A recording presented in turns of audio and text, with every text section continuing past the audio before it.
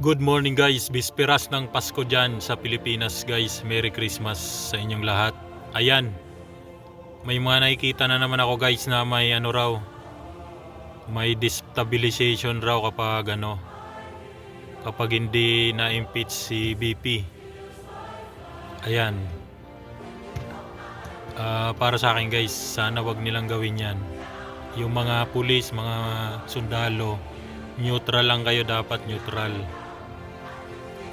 sa bansa lang kayo, wag kayong papadala sa mga politiko, di ba? Kasi may mga politiko raw na hindi na active sa politiko pero nakikipag-usap pa rin sa mga active na sundalo. Wag ganon, bawal yun guys, seditious yun ganon. Ako di ako papayag sa mga ganon. Pag kayo nag-retire na o finish na, huwag na kayo makialam sa mga active na nagpapatakbo ng gobyerno. Sila naman. Kasi nung kayo naman naging active, di naman kayo pinakialaman eh. 'Di ba? Pangit 'yun. Tungkol naman diyan sa impeachment.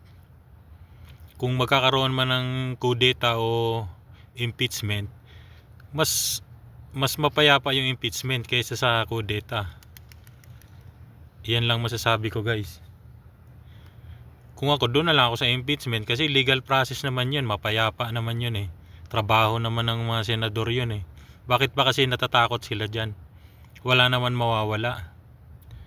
'Di ba? Bakit ba yung mga tao takot sa investigasyon? Ako para dyan, mapayapa ako dyan sa mga investigasyon. Kaysa naman dumanak pa yung mga karahasan, 'di ba? Wala naman masama eh kung mapatunayan sa investigasyon mali o tama, tapos na.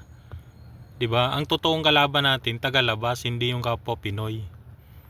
'Di ba? May magkakaroon raw ng yung ibang active na sundalo, kinakausap na raw ng mga kabila.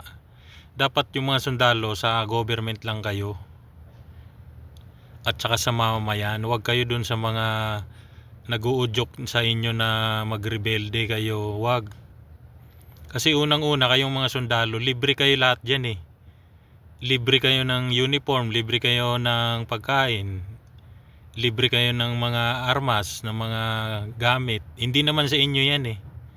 Kung magkukudeta kayo, yan ba ang gagamitin nyo? Hindi na kayo nahiya. Hindi sa inyo yan. Kung gusto nyong ayaw nang maging active, tanggalin nyo lahat ng uniform nyo, armas nyo, i-surrender nyo. Hindi yung magde-destabilization kayo, nagamit yung mga gamit ng gobyerno. Pangit yun. 'Di ba? Kailangan natin ng maayos, hindi yung ganyan. 'Di ba? Kung totoo man 'yan, mas pipiliin ko na yung investigasyong process kaysa diyan sa kaguluhan na 'yan. Pangit 'yan, guys, pangit. Hindi lang kayo lang maapektuhan 'yan. Lahat 'yan maapektuhan. 'Di ba? Kaya kung mas maganda mag-investigasyon na lang, trabaho niyo naman 'yan eh. 'Di ba? Wala naman kayong ginagawa diyan sa Senado, sa Kongreso. Yan, diyan na lang kayo, magpalitan kayo ng kuro-kuro. 'Di ba? Hindi naman nakakagulo 'yan kasi trabaho niyo 'yan. Kaya representative kayo ng bawat region ng bansa niyo eh. 'Di ba? Mas gugustuhin ko pa yung impeachment kaysa sa destabilization raw yung mga sundalo. Mas gugustuhin ko pa yon, yung process, investigation process. At saka bawal yan guys, at saka bawal yan sa mga sundalo. Huwag kayong magpapaano sa mga politiko. Kung babayaran kayo, bawal na bawal yan. Dapat nga automatic yan. Yung mga cellphone nyo, yung mga colonel, mga general, mga chief of staff, kailangan nga nakakuan yan eh.